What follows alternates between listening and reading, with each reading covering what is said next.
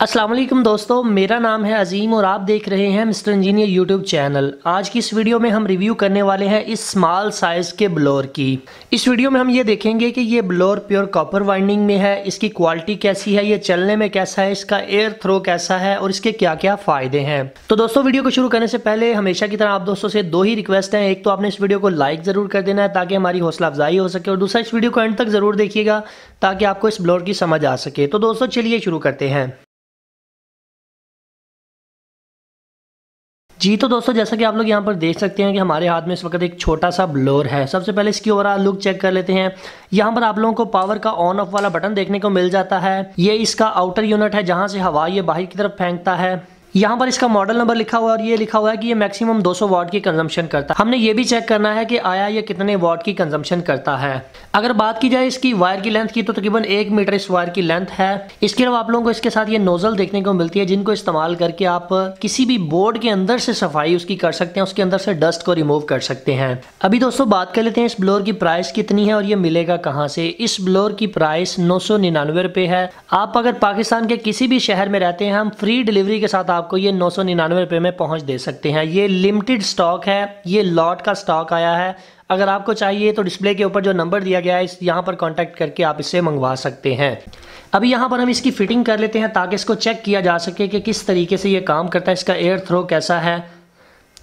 यहाँ पर plastic fittings के साथ इसको जोड़ा गया है ताकि ये फिटिंग्स जो है वो गुम ना हो।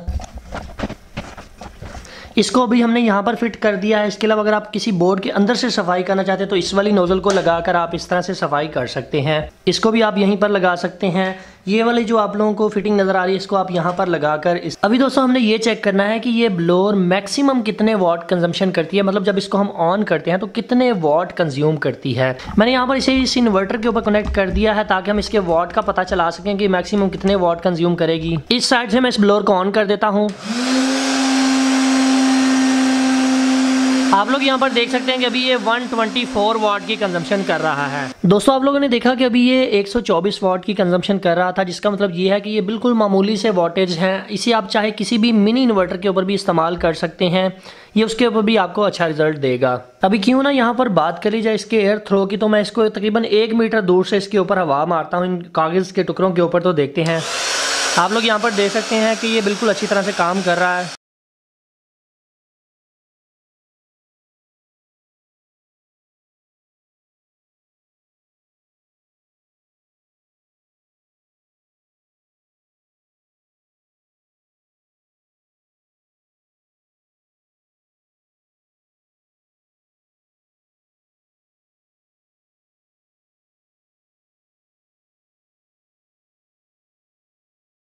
अभी दोस्तों हम यहाँ पर ये चेक कर लेते हैं कि आया ये प्योर कॉपर वाइंडिंग में है या सिल्वर वाइंडिंग में है।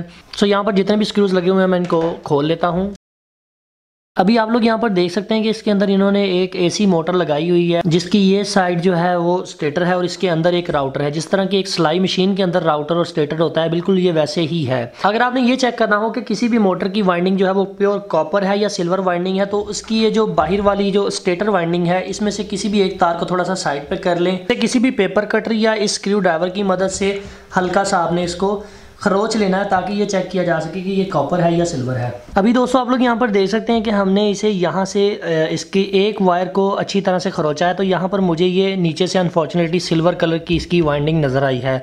एक चीज़ यहाँ पर क्लियर करता चलूँ कि आपने पेपर कटर को ज़्यादा तारों के ऊपर नहीं मारना, सिर्फ एक तार के ऊपर चेक कर लेना है, क्योंकि अगर आप ज़्यादा तारों के ऊपर उसको चलाएंगे तो वो उससे शॉर्ट सर्किट हो सकता है और आपकी मोटर ख़राब हो सकती है। सो यहाँ पर मैंने इसको स्क्रू ड्राइवर की मदद से ऊपर से इसकी जो इंसुलेशन उसको उतारा है, तो नीचे से मुझे सिल्वर कलर नज़र आया, जिसका मतलब ये है कि ये सिल्वर वाइंडिंग में है। अभी हम इसको वैसे ही फिट कर लेते हैं। बाकी ओवरऑल काफ़ी मोटर की बनावट काफ़ी अच्छी थी, मगर ये है कि ये सिल्वर वाइंडिंग में निकली है, ये प्योर कॉपर नहीं है। यहाँ पर एक चीज़ क्लियर करता चलूँ कि चाहे इसकी वाइंडिंग जो है वो सिल्वर से की गई है, मगर ये है कि इसको बेहतर तरीके से डिज़ाइन किया गया है। अच्छे तरीके से वार्निश लगाकर इसका आर्मेचर और इसका स्टेटर दोनों को अच्छे तरीके से डिज़ाइन किया गया है।